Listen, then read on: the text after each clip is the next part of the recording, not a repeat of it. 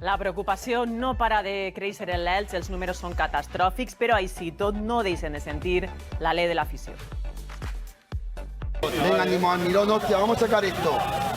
Vamos a sacar esto, Estos Mirón. crits d'ànims s'escoltaven avui els jugadors durant la sessió d'entrenament. En 5 absències han disputat els d'Almirón un amistós contra el juvenil. Hem aprofitat per a polsar el sentir de l'afició davant un panorama tan cru. Majoritàriament cundís el desànim, però encara hi ha confiança. Al final siempre todas las rachas se rompen, o las buenas y las malas.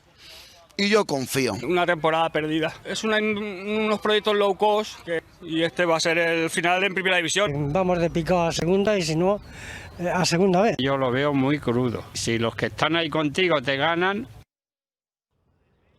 Inevitable que ells s'hagin encès totes les alarmes. Després de 12 jornades sense guanyar cap partit, els números apunten a un descens inevitable si l'equip no fa un canvi radical. Ara mateix és el segon amb pitjors registres dels últims 32 anys de la Lliga en primera. El rècord l'ostenta l'Sporting de Gijón, que després de 12 jornades només havia aconseguit un punt. Va acabar la Lliga cuera amb només 2 victòries i 7 empats. El Llevant de la temporada 2007-2008 a aquestes altures de la Lliga tenia els mateixos punts que l'Elx, 4. Abel, De Biasi i Moreno van passar per la banqueta, però no van evitar que el conjunt granota quedara al cuer amb 26 punts. La temporada passada el Llevant no va guanyar fins a la jornada 20, però ja havia sumat 2 punts més que l'Elx a aquestes altures.